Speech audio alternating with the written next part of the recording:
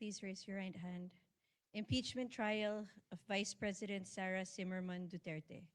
I state your name, I, Alan Peter Compañero Shram Cayetano, solemnly swear solemnly swear that in all things appertaining to the trial of the impeachment of Vice President Sara Zimmerman Duterte, with the minority bloc, Mr. President, if I may. Noong nakaraan, nandun sa minor, ano siya, playing safe. Wala siyang pinanigan. Ngayon, siguro, parang kukuha sila ng numero, pumasok na ngayon siya sa minority. Powerful, we would say, position in the Senate. But I guess I have at this point I would like to maintain my independence. and Mr. I also understand. I also recognize that you will say that you will be our number 14, but until the time that we vote, any member, we have to respect their decision and always ascribe good faith. So we will continue to be good friends despite the political divisions or the nomenclature of who is in the majority or the minority. So for the purposes of today to the future, and unless a change is made, will you be an independent or will you be with the minority? Yes, for now, Mr. President, I'll be with the minority.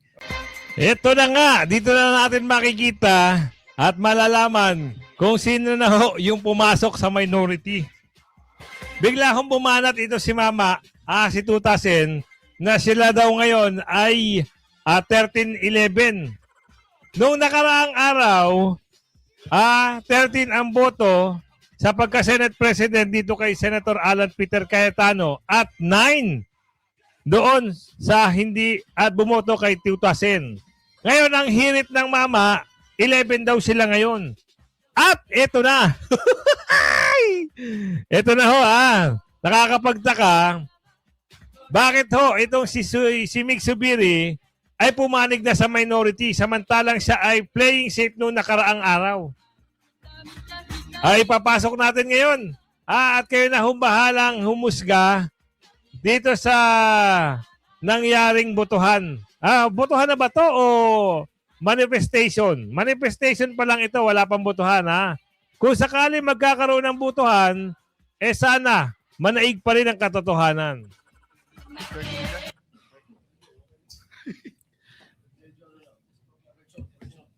Pakinggan nyo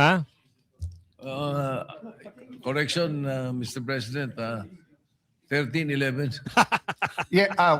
Well, it hasn't been corrected 11. because Senator Zubiri and Senator JV said that they are independent, but same with Senator Pia and I, we started out independent, and then Senator Zubiri asked us if for the purposes of we can join the majority. So it's their choice if they remain minority or they join the majority, or if you can get 2 more members, then you will be the new majority. Yun! Yes, Mr. President. Mr. President, may I? Of course. Former Senate President Zubiri. Thank you very much, Mr. President. I would like to be associated with the minority bloc, Mr. President, if I may. Noong nakaraan, nandun sa minor, ano siya, playing safe. Wala siyang pinanigan. Ngayon, siguro, parang kukuha sila ng numero, pumasok na ngayon siya sa minority. Pero hindi pa rin. Sabi ko nga sa'yo, manipis ang bilang. Alamin natin, Troy. Natikos nga ako nila, sabi nila na ako ko'y nag-fence sitting at nag-abstain. Nag-abstain lang ako para have a free hand to vote on which issue that I think is important for the Filipino people. But when it comes to the organization, I would like to associate myself with the minority, Mr. President. Nasa Thank you, minority na Senator sila. Ang bilang pa rin, 13.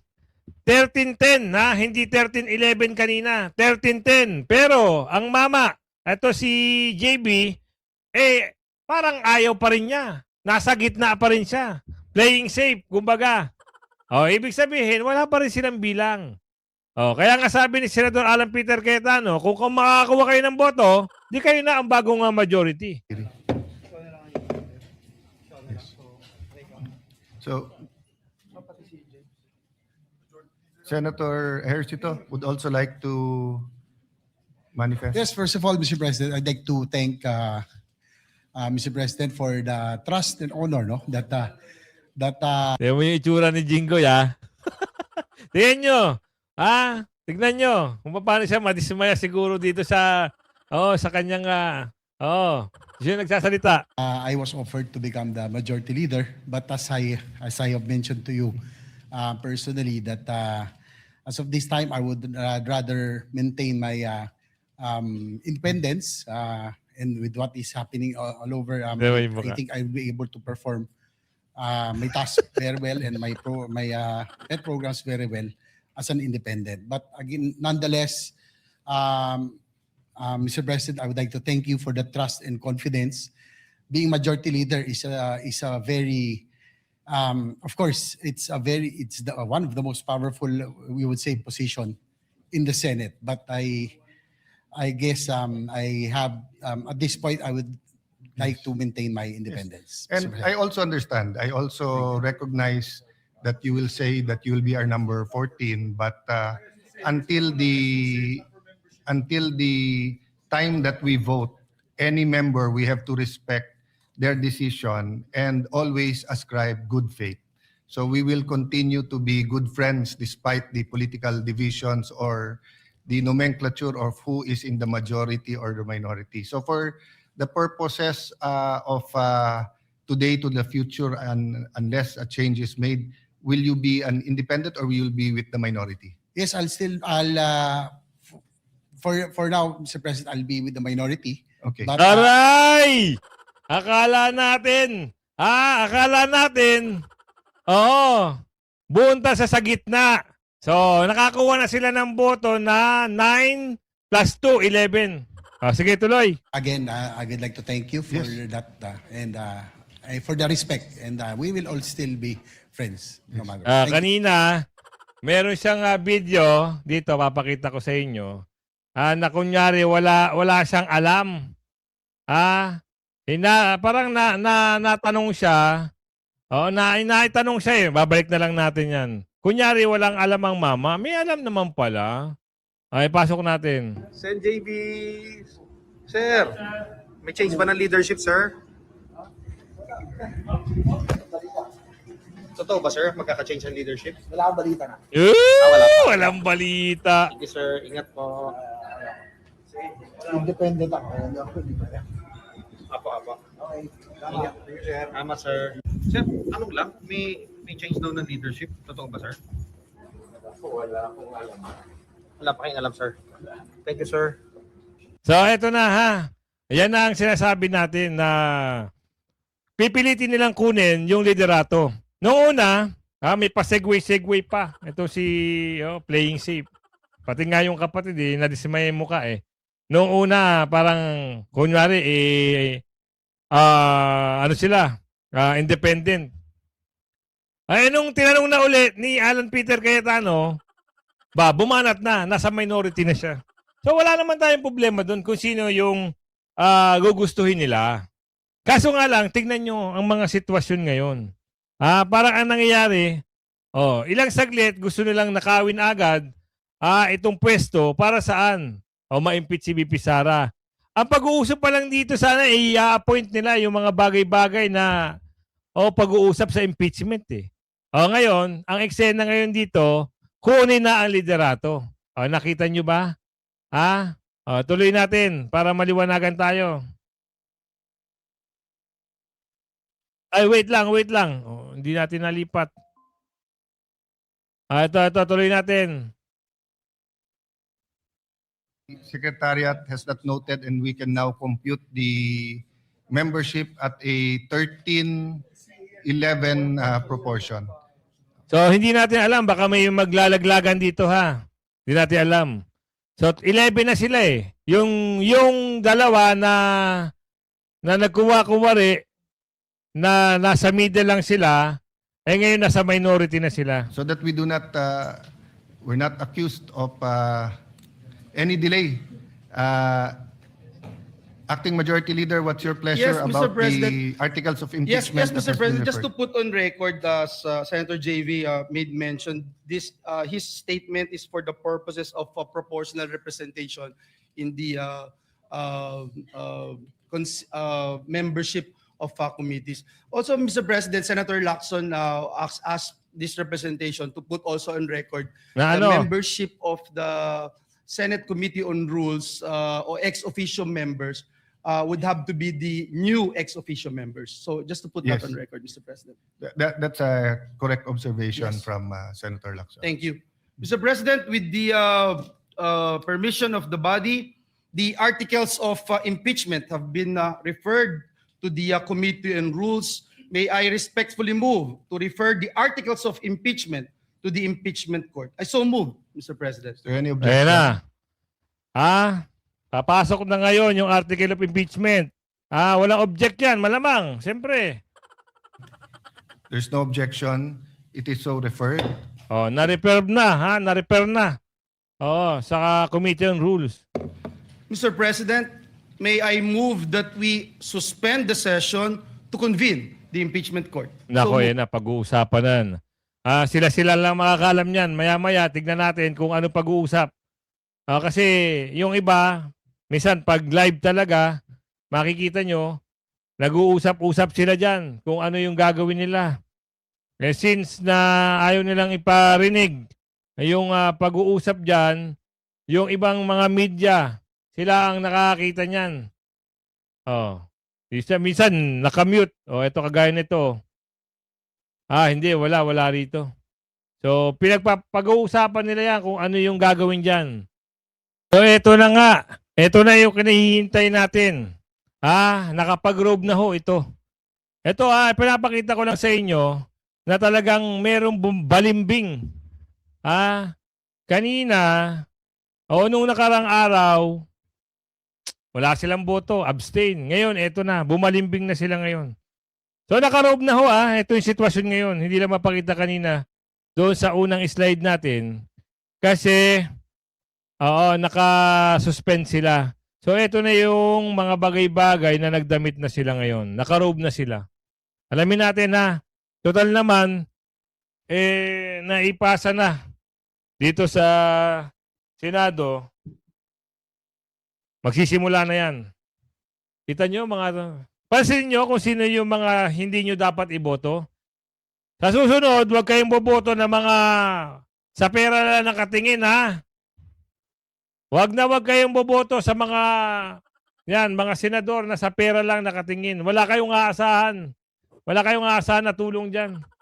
Mga balimbing. Ayan, dalawa magkadikit, nag-uusap, balimbing, ayan, si Subiri, tsaka yan si JB, ayan.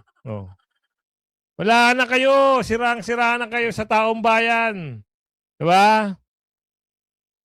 Nakakahiya, Pag ganyan, halimbawa para sa akin, pag ganyan na, sa bagay sabi nila, politika lang yan, Pero, dapat yan, aalamin nyo, titimbangin nyo kung karapat-dapat ba na tanggapin yan, makonvene.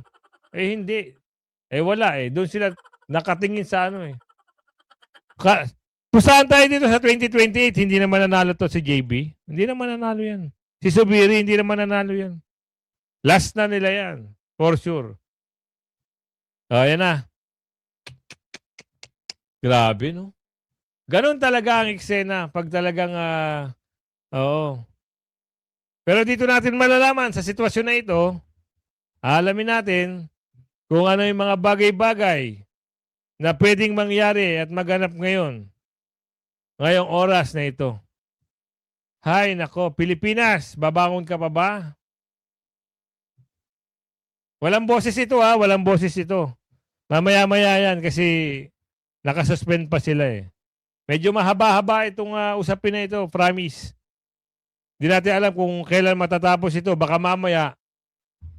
Di ba sabi, pag-uusapan pa nila yung agawan ng liderato.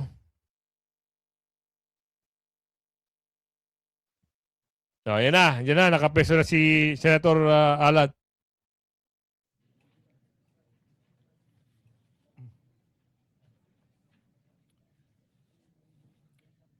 The impeachment trial of Vice President Sara Zimmerman Duterte is hereby declared open.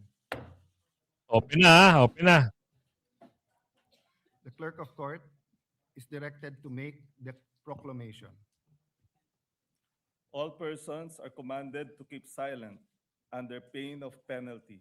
Yan. The Senate is sitting in trial on the articles of impeachment against Vice President Sara Zimmerman Duterte. The clerk of court will please call the roll. Roll call of members. The Honorable Senator Judges.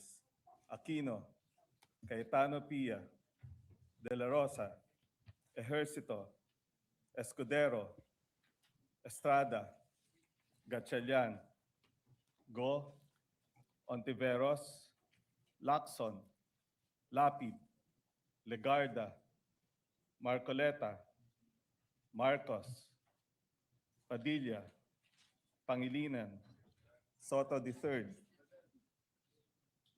Tulfo Erwin, Tulfo Rafi, Villanueva, Villar Camille, Villar Mark, Zubiri, the Senate President. With 23 senator judges present, the chair declares the presence of a quorum. Senator Judge Villanueva, Yes, Mr. President, Sir Presiding Officer, may we request Senator Judge Camille Villar to ascend the rostrum to administer the oath of the Senate President.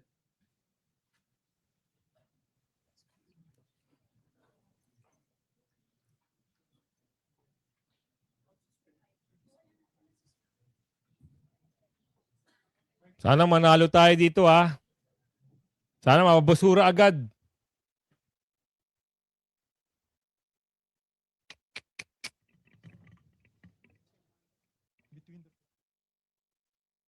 Yung mga minority talagang gusto nilang ma-impeach si VP Sara, no?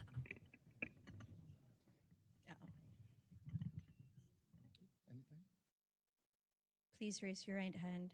Impeachment trial of Vice President Sara Zimmerman Duterte. I state your name, I, Alan Peter Compañero Shram Cayetano, solemnly swear solemnly swear that in all things appertaining to the trial of the impeachment of Vice President Sara Zimmerman Duterte, that in all things appertaining to the trial of the impeachment of Vice President Sara Zimmerman Duterte, now pending, now pending, I will do impartial justice according to the Constitution. I will, yeah, I will do impartial justice according to the Constitution and laws of the Philippines. and the laws of the Philippines. So help me God. So help me God.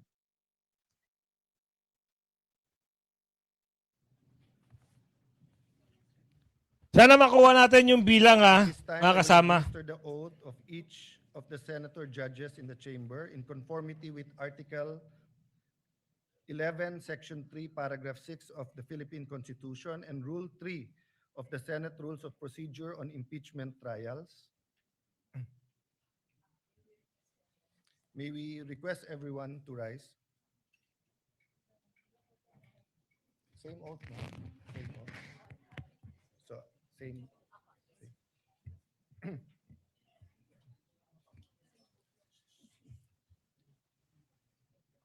I state your name. Solemnly swear that in all things appertaining to the trial of the impeachment of Vice President Sara Zimmerman Duterte,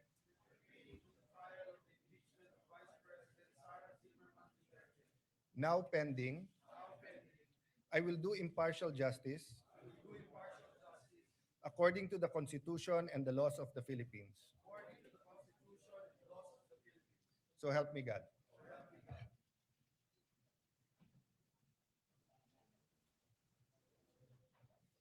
Senator Judge Villanueva. Thank you, Mr. President.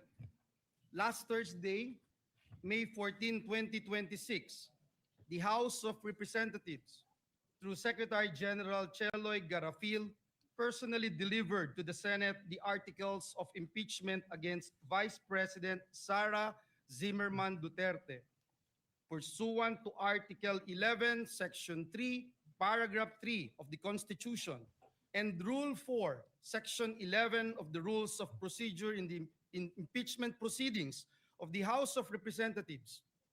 Earlier today, the articles of impeachment were referred to the Committee on Rules and consequently to the Senate sitting as an impeachment court. Mr. President, the articles of impeachment against Vice President Sara Zimmerman Duterte with its annexes are now presented to the court for proper disposition and action. The same is duly noted and made of record.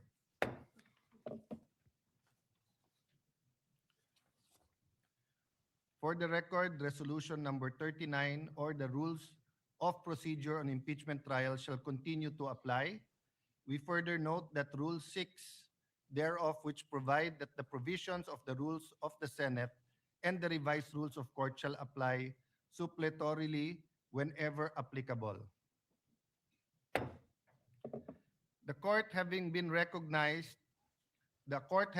organized, and the articles of impeachment having been presented, let a writ of summons be issued to the Vice President Sara Zimmerman Duterte, who is directed to file her answer within a non-extendable period of 10 days from receipt.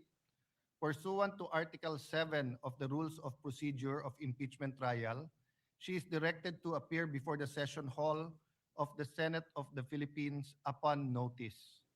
The Sergeant at Arms is directed to serve the written summons on Vice President Sara Duterte along with a copy of the articles of impeachment. The prosecution may file a reply within a non-extendable period of 5 days from receipt of the answer. The parties may file their pleadings and annexes in person or through electronic mail. All other pleadings, motions, similar papers intended for the consideration of this court may be filed electronically. We will circulate the specific instructions on the format for the pleadings and manner of electronic filing for the guidance of all parties. Mr. President. Senator Judge. Ayan na. Ay, thank you, thank you. Mr. President, may we be clarified when you say 10 days, is that working days or calendar days? Calendar days. Calendar days, and including the 5 days for the prosecution to respond. Yes, Your Honor. Thank you. The clerk of court. Talagang halatang halata ang mama, ano? Na talagang gusto niyang madaliin. Madaliin talaga. Andyan na nga eh. Nakapag-robe na kayo, andyan na. Hihintayin niyo lang magbotohan. Kung totoo bang mapapatawan ng impeachment si Bibi Sara o mapapaalis sa pwesto. Hindi pa kayo makapaghintay. Is hereby authorized to calendar the case for pre-trial and issue the corresponding notices to the parties after the last pleading is filed. Upon conclusion of the pre-trial, the trial proper shall commence on a date and time fixed by the court, of which the parties shall be duly notified. I approached members of the minority of the Senate, and then later on I will approach the senator judges that we will fix the calendar together, and in pursuit of impartial justice, we will come up with a impeachment calendar that is fair to the prosecution and to the defense, and will allow us to continue to function in the legislative side of our work.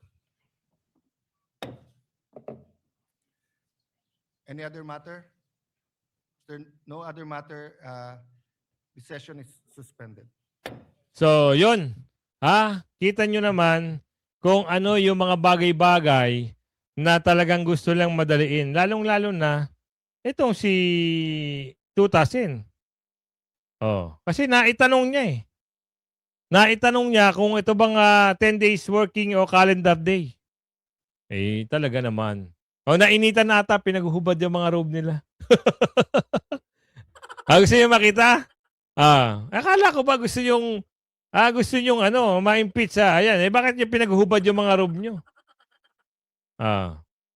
At pag mga ganito, pag halimbawa nakikita niyo yung mga ganyan, naku, yung plastic nakipagkamay. Oh, yung plastic, oh. Ayun, oh, yun, oh. Lumapit kay Senator Jinggoy, nakipagkamay. Kaya papag-usapan lang natin, bakit bigla-bigla atang, isipin niyo, bakit bigla-bigla atang nagkaroon ng boto itong dalawa? Si Subiri at saka ito si JB Herceto. Sa tingin nyo, anong nakikita niyong motibo rito? At bakit nila naitanong yung pag-uusap dito sa impeachment? Ito na nga naipasok na. Oo, hantay na lang tayo kung kailan ay yung desisyon. Kasi ang lumalabas dito, parang nagmamadali sila at kukuha. Kasi pansamantala, yung minority at majority, kukunin na naman yan. Kukunin na naman yan, Yan ang abangan yung eksena. Kasi hindi papayag yan na hindi talaga nila makuha yung liderato sa Senado. Dahil, ngayon, ito ang question. Malaking question ito. Kung sakasakali ba na magbotohan, ay may bilang pa ba yung sinasabi nila na 13-11? Kasi di ba 9 lang sila, dalawa yung dalawa yung hindi bumoto, abstain. Ngayon, plus 2 yung 9, di 11. Yan lalo na yan 11. Sabihin mong wala si Senador Bato. Ang lalabas lang 13-12. Di ba? 13-12. Wala pa rin. Di ba? Ganun lang. Simplihan lang natin. Tuloy, matutuloy pa ba ito? O matatapos na ang kwento? Diba? Nag-uusap-usap na yung tatlo. Ano ba? Paano ba natin makukuha yung boto? Para makuha natin yung liderato. Ito, yung dalawa. Sip-sip! Ay! Balimbing! Ay! Mga balimbing, So, magmerienda muna kayo dyan para... Sino kaya ngayon? Sino ba ang baka mapunta naman sa majority. Ang majority na naman ay sila Soto. Alamin natin yan. Yan, nag-uusap-usap sila, Hindi natin naririnig, Kasi suspend pa lang,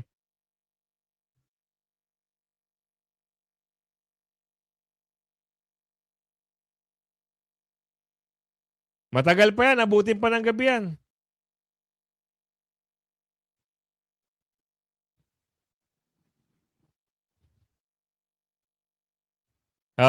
Magmimerienda muna sila,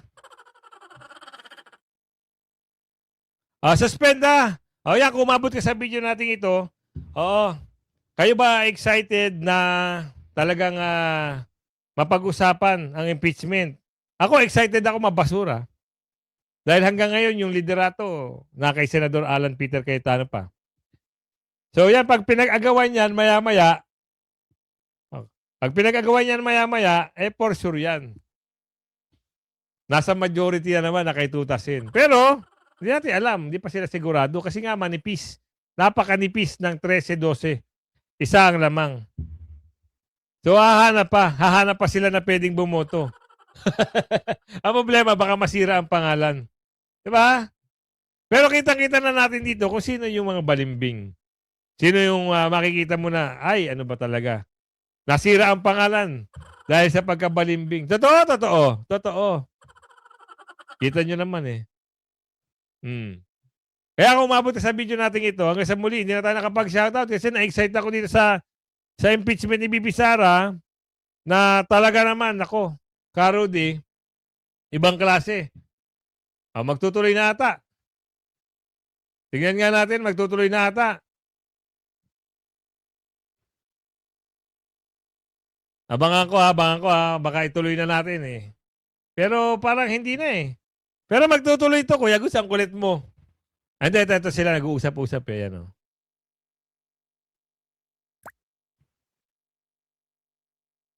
So wala lang boses, siyempre. Diba? So, dito na lang muna tatapusin ang ating video. At least kilala nyo na kung sino yung sip-sip, at yung balimbing. Hanggang sa muli, bye-bye!